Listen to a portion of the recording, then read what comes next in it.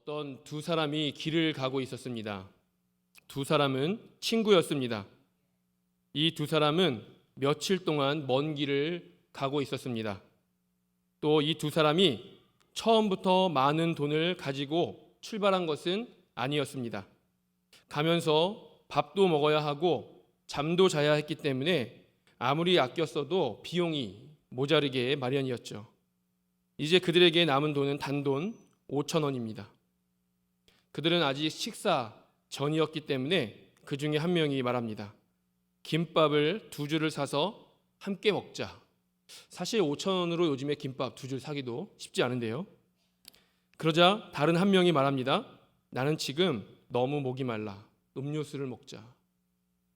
두 사람은 옥신각신하다가 결국 음료수를 사 먹었다고 합니다. 둘 중에 누가 더 상대방을 배려하고 다른 사람을 사랑할 줄 아는 사람입니까? 김밥을 먹자고 한 사람이죠. 배려한 사람입니다. 사춘기 자녀를 둔 엄마가 있었습니다. 예전에는 사춘기라고 하면 중학생 시절을 뜻했습니다.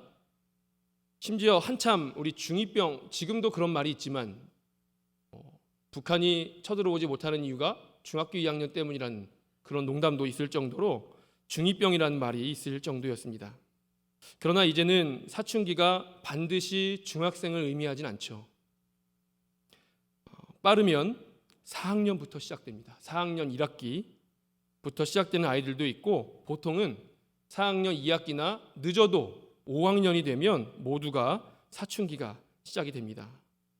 제가 여러 교육 부서를 이제 경험하다 보니까 대략의 특징들을 알게 되는데 사춘기가 시작되었다는 특정한 어떤 신호가 있는 것은 아닙니다. 다른 아이들은 사춘기가 시작되어서도 나는 우리 아이만은 잘 지나갈 거야. 우리 아이는 아니야. 라고 생각할 수 있는데 그렇지 않죠. 신호가 있는 것이 아닙니다. 알게 모르게 찾아오죠. 분명히 아직 아니라고 생각했는데 나도 모르는 사이에 침투하는 것이 바로 사춘기입니다. 언젠가인가부터 사춘기인 아이를 발견하죠. 아, 지금 사춘기가 시작되는구나. 아, 조금씩 심해지는구나. 그게 아니라 이미 알면 늦었습니다. 벌써 사춘기가 시작된 것입니다. 그러면 원래 엄마 아빠한테 치대고 달라붙던 어린아이, 초등학생, 우리 유년부 친구들이 혼자 시간을 갖기 시작합니다. 근데 그때 눈치를 채지 못하죠. 혼자 시간을 갖기 시작하고 선생님과도, 교회에서 선생님과도 그렇게 3학년까지는 잘 지내던 아이들이 대면하게 됩니다. 그런데 지금 사춘기가 시작되는구나 라는 것을 눈치채지는 못합니다. 그러나 조금 더 지나면 이런 사춘기 초기 증상은 없어지고 본격적인 사춘기 본성이 나오게 되죠. 이것이 바로 사춘기입니다. 불과 얼마 전까지만 해도 아무 일도 없던 내 아이가 갑자기 부정적인 생각을 합니다. 이유 없이 엄마에게 대들기 시작합니다. 또 소리를 지르기 시작하고 왜인지는 모르겠지만 거의 매일 신경질이 나 있죠. 이게 빠르면 중학교 2학년, 3학년에 끝나지만 늦게는 고등학생도 사춘기가 끝나지 않는 친구가 있습니다. 그래서 예전에는 중학교 때 시작되어서 중학교에 끝났다면 지금은 초등학교 때 시작해서 고등학교 때 끝나는 것이 사춘기입니다. 어느 날 엄마가 아침에 피곤한 몸을 일으켜서 내 아이에게 아침을 먹여보내려고 일찍 일어났습니다. 그런데 얘가 무슨 일인지도 모르게 오늘도 벌컥 화를 내고 그냥 학교를 가버립니다. 그러면 이럴 때 보통 엄마는 어떻게 행동합니까? 학교를 가던 자녀를 쫓아가서 머리끄댕이를 잡아다가 앉혀놓고 너 이게 무슨 버리장머리야? 라고 합니까? 아니면 그냥 가게 하고 화는 나지만 그렇지만 그 화는 뒤로 물러놓고 얘가 왜 그러지? 밥은 안 먹고 와서 어떻게 하지? 이렇습니까? 전자입니까? 후자입니까? 후자죠. 저는 엄마가 아니어서 모르겠지만 후자입니다. 배가 고프지는 않을까? 얘가 무슨 일이 있나? 어디 가서 어떻게 되지는 않을까? 실제 증상보다 더 증폭된 걱정을 하는 것이 우리나라의 엄마입니다. 걱정되시죠? 그러면 남편에게는 어떤가요? 남편이 어느 날 이유도 없이 화를 내고 부인이 아침 일찍 일어나서 식사를 차려줬는데 먹지도 않고 화를 내고 가면 어떻게 하나요? 네? 이놈의 왼수 오늘 들어오기만 해봐라. 자녀에게는 왜 그럴까요? 사랑하기 때문입니다. 남편에게 왜 그럴까요? 사랑하기 때문이겠죠. 자녀가 엄마를 사랑하는 것과는 비교도 할 수 없는, 상상도 할 수 없는 사랑이 엄마에게 있는 것 같습니다. 하나님이 처음에 아담과 하와를 만드셨습니다. 하나님이 아담과 하와에게 동산의 모든 것을 너희 마음대로 해라 라고 했습니다. 하지만 딱 한 가지만 하지 마라 라고 했는데 그게 뭐죠? 동산 중앙에 있는 실과를 먹지 마라. 그것이 선악을 알게 하는 나무의 열매였죠. 선악과죠. 그러나 아담과 하와는 선악과를 먹고 맙니다. 모든 것을 마음대로 하고 단 한 가지만 하지 마라 라고 했는데 그 정도면 그 한 가지가 아무리 하고 싶어도 하지 말아야 하는 것 아닙니까? 어쩌면 제 생각에 하나님이 그런 마음인지 모르겠지만 제 생각에 어쩌면 하나님이 저것만은 먹지 마라라고 말 안 했으면 아담과 하와가 그게 있는지도 모르고 안 먹었을지도 모릅니다. 그런데 하나님이 저것만은 먹지 마라라고 했더니 그때 아담과 하와가 저런 게 있구나 라고 보고 먹고 싶어지겠죠. 거기에 마귀가 자꾸 마음에다가 그렇게 하니까 먹고 맙니다. 하나님이 얼마나 화가 나셨을까요? 그것을 먹는 날에는 정령 죽을 거라고 말씀하셨는데 먹고 말죠. 육신이 죽는다는 것이 아니라 하나님의 형상을 잃어버리게 된다는 것이었습니다. 그러나 하나님이 아담과 하와에게 있던 형상을 완전히 없애버리시고 완전히 모르는 사이로 이렇게 살아가나요? 그렇진 않죠. 오히려 하나님은 다시 이 왼수 같은 다 하고 하나만 하지 말라고 했는데 그걸 한 아담과 하와에게 다시 하나님의 형상을 회복하게 하려고 사람은 노력도 하지 않는데 하나님이 노력을 하십니다. 혼을 내도 모자랄 텐데 마음대로 살다가 하나님을 떠난 삶의 쓴맛을 보게 놔두어도 괜찮을 텐데 오히려 아담과 하와가 잘 되기를 바라는 마음, 이것이 누구의 마음인가요? 어머니의 마음. 어머니의 마음보다 더 큰 마음이죠. 우리 사람은 어머니의 사랑밖에 한계를 모르기 때문에 매일 말하는 게 어머니의 사랑이지만 하나님이 보시기에는 말도 안 되게 작은 것이 어머니의 마음일 것이고 하나님의 마음은 훨씬 더 클 것입니다. 언제든지 더 사랑하는 사람이 더 힘들게 되어 있습니다. 언제든지 더 배려하는 사람이 더 힘들게 되어 있습니다. 그렇기 때문에 하나님의 속이 그렇게 새카맣게 타들어가는 것 같습니다. 오늘 말씀도 보면 하나님께서 노아와 노아의 자녀들과 그 후손들을 향해서 언약을 맺으시죠. 그리고 그 언약의 증표로 무지개를 세우십니다. 무슨 언약입니까?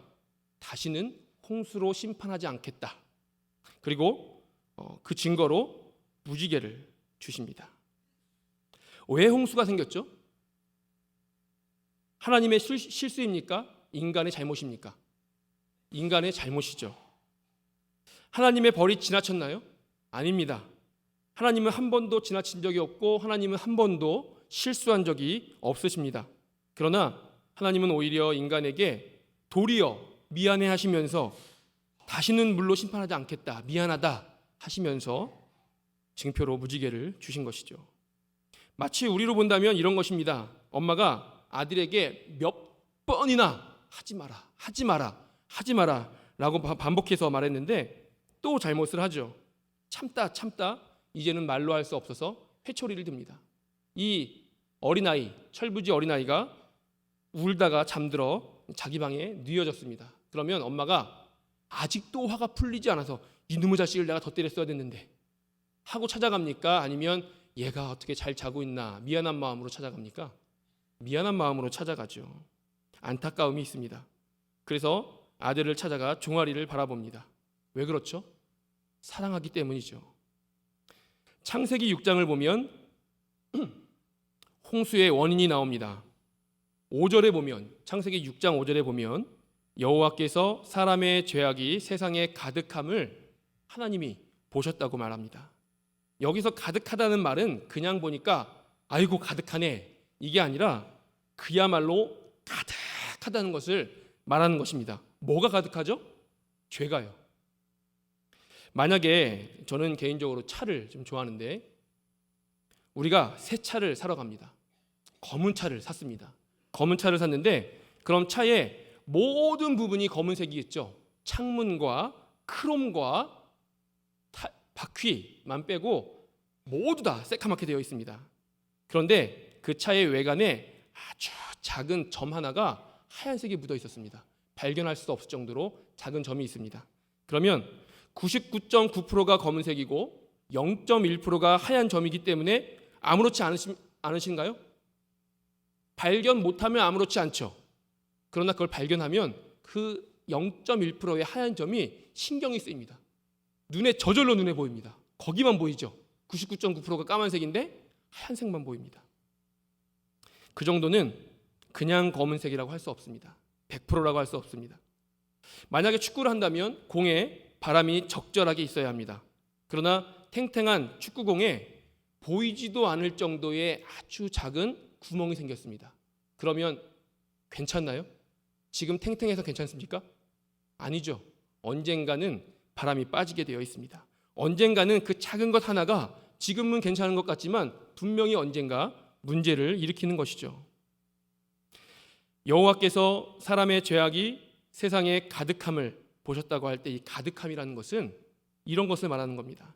한 점도 없을 정도로, 눈에 보이지 않을 정도의 작은 구멍도 없을 정도로, 티도 안 날 그런 게 아니라 완벽하게 온전하게 꽉 차도록 죄가 충만하다라는 것을 말하는 것입니다. 하나님이 이 땅을 보시니 도대체 죄밖에는 아무것도 없구나.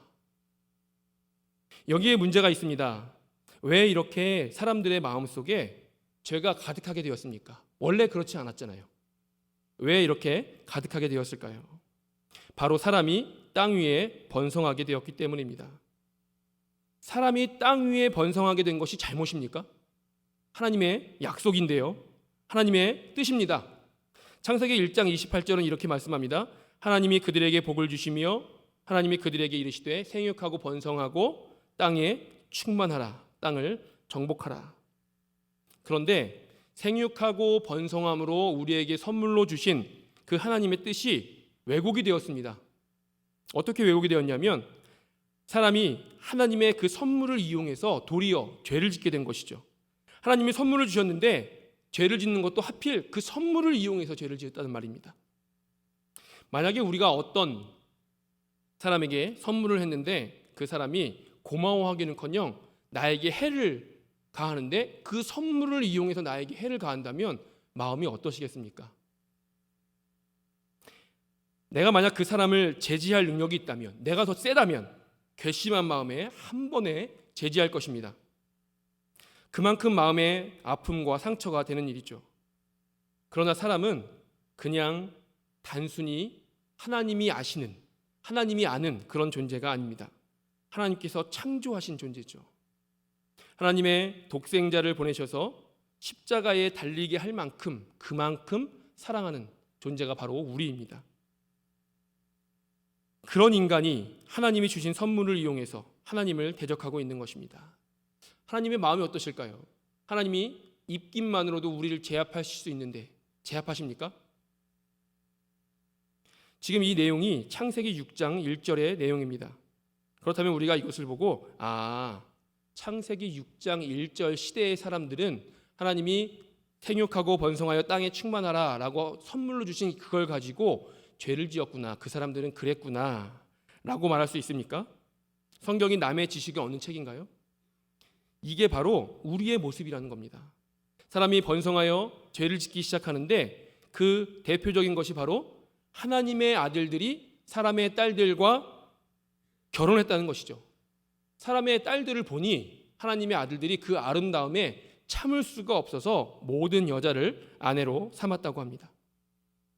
하나님의 아들들이 사람의 딸들을 아내로 삼았다고 하는데 사람의 딸들이 무슨 잘못입니까? 창세기 6장 4절을 보면 당시의 땅에는 네피림이 있었다고 합니다. 네피림이 무엇입니까?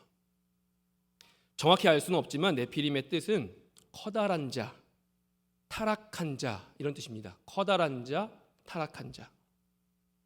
사실 네피림 족속이 정말로 있었는지 알 수는 없지만 그들이 보기에 네피림으로 인식했다는 것입니다.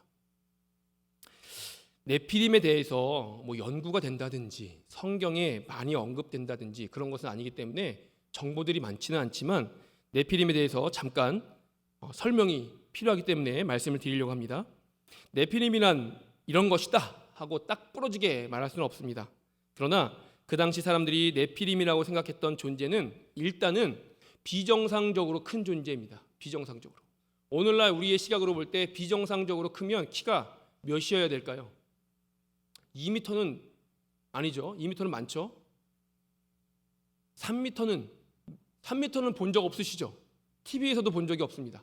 3m는 되면 비정상적으로 크다라고 할 수 있을 텐데 이 당시에 네피림이 얼마나 컸을까요? 네피림이라는 것은 이 당시 사람들의 마음속에 네피림 하면 천사와 인간 사이에서 태어난 후손일 것이다 라고 이 사람들이 추측한 존재라고 합니다. 그러니까 네피림 하면 이런 사람들, 이 사람이 저 네피림입니다 이게 아니라 네피림 하면 이 사람들 마음속에 천사와 사람이 결혼해서 낳은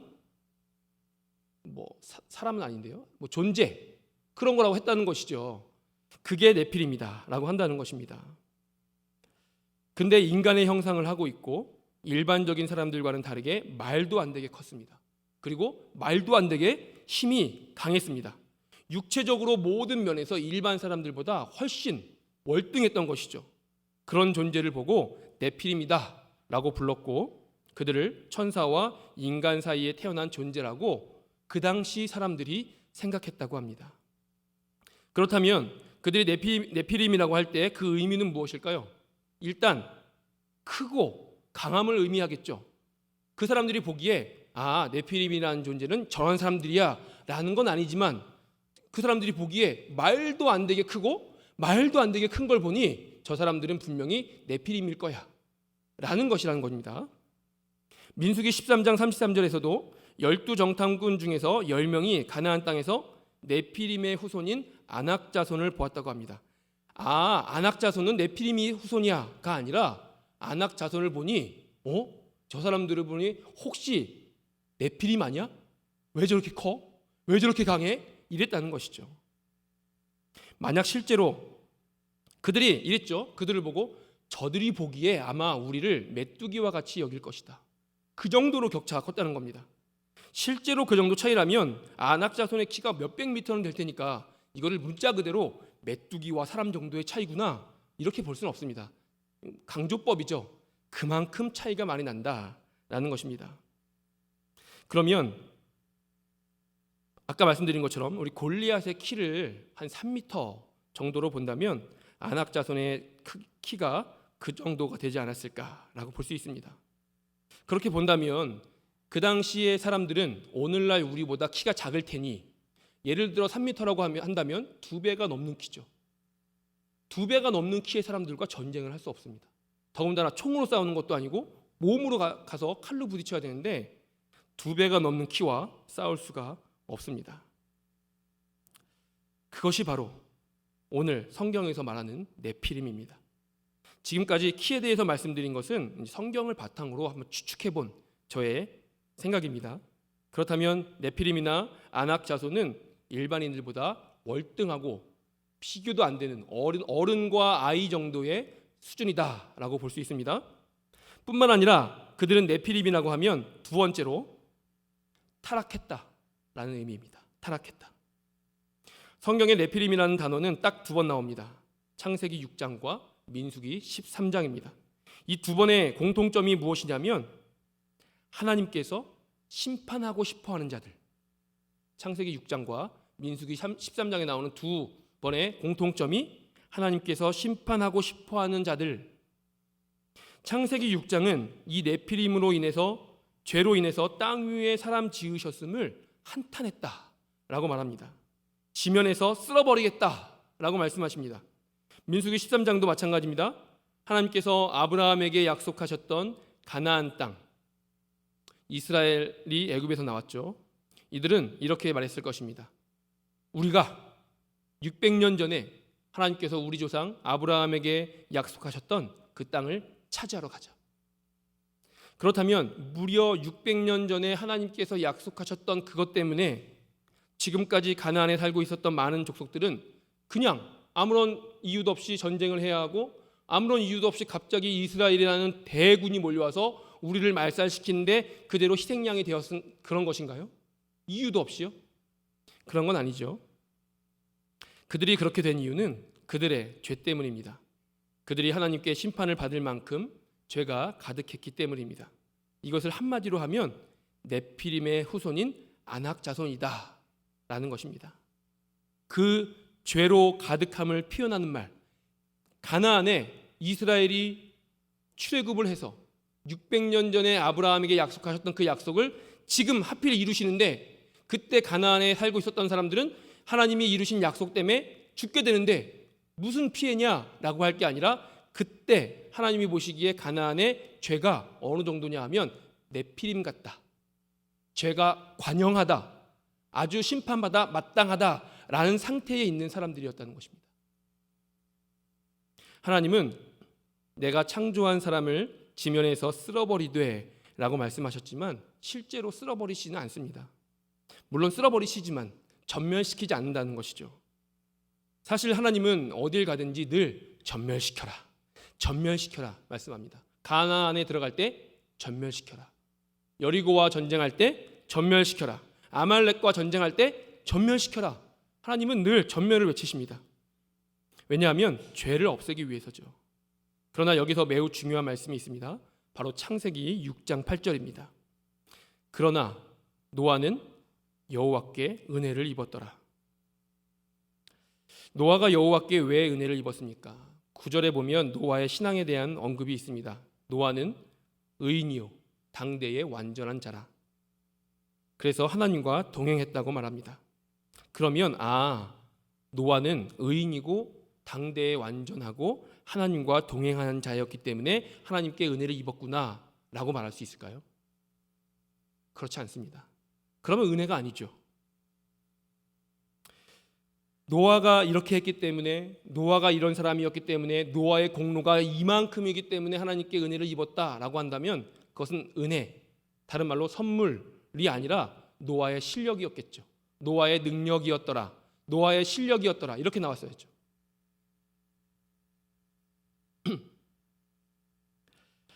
창세기 6장 8절에 노아는 여호와께 은혜를 입었더라, 이것을 원어로 본다면 이런 뜻이라고 합니다.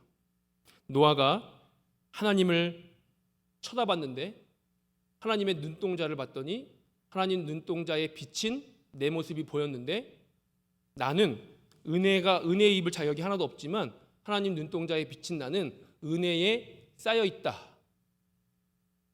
만약에 오늘 기도하신 김홍자 권사님께서, 저희가 그렇게 가까이 서서 눈을 바라본 적은 없지만 제가 선글라스를 끼고 있는데 권사님이 제 선글라스를 통해서 비치는 권사님의 모습을 보시면 그냥 거울을 보는 것처럼 보일까요? 아니면 까만 선글라스 때문에 거무죽죽하게 보일까요? 거무죽죽하게 보이겠죠. 마찬가지입니다.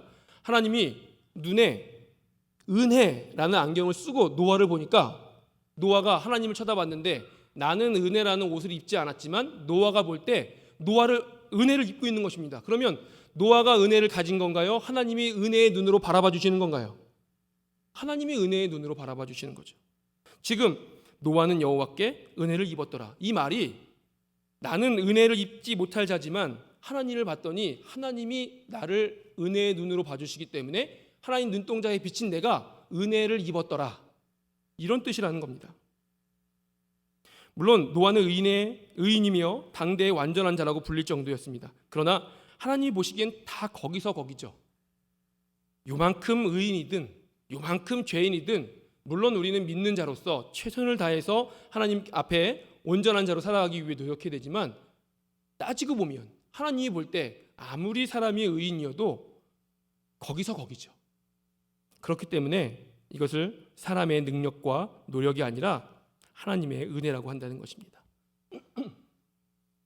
하나님을 향한 신앙이 모든 사람이 하나님과 동떨어진 삶을 살고 나 혼자 신앙을 지키는 모습을 사람들이 손가락질하고 괴롭히고 힘들게 해도 그 신앙을 유지하기 위한 삶을 산 사람이라는 것입니다. 그랬더니 그 모습을 보고 하나님께서 은혜의 눈으로 바라봐 주셨더라. 이것이 은혜입니다. 그리고 그 은혜의 증표로 무지개를 주신 것입니다.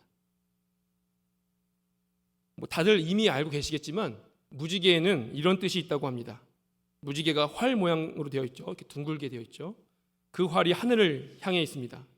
하나님께서 노아에게 주신 다시는 물로 심판하지 않겠다는 약속을 지키지 않으면 이 활이 나 하나님을 향할 것이다. 이런 뜻이라고 합니다. 그만큼 하나님께서 언약을 지키시겠다는 굳은 의지이고 우리에게 은혜를 베푸시겠다는 의지입니다. 우리도 마찬가지입니다. 우리가 구원받을 자격이 있어서 하나님께서 우리를 구원해 주시는 것이 아닙니다. 정말로 우리가 의인이기 때문에 하나님이 우리를 의인으로 봐주시는 것이 아닙니다. 하나님께서 의로운 눈으로 우리를 봐주시기 때문에 일방적인 그 은혜 때문에 우리가 의인이 되는 것입니다. 하나님이 죄에 가득한 우리를 의인으로 쳐주시기 때문에 의인이 된 것이죠. 이게 어떻게 가능했습니까? 예수님의 백이죠. 예수님이 우리를 위해 십자가에 달려 돌아가셨기 때문입니다. 그저 우리는 예수님을 믿었더니 이런 것이죠. 내가 해야 할 많은 일들이 산적해 있는데 버튼 하나만 누르면 다 해결되는 일이 있을 때 이 버튼을 어떻게 안 누를 수 있겠습니까? 우리가 예수님 외에는 천하 어느 곳에도 다른 구원을 받을 만한 이름을 주신 적이 없다고 하셨는데 그렇기 때문에 말도 안 되는 것이지만 가정을 해본다면 예수님을 믿는 것 외에 예를 들어 율법 613개를 다 지키면 구원을 받는다라고 할 때 예수님만 믿으면 되는데 굳이 왜 율법 613개를 다 외우고 있습니까? 다 지켜도 구원받는 건 아니지만요.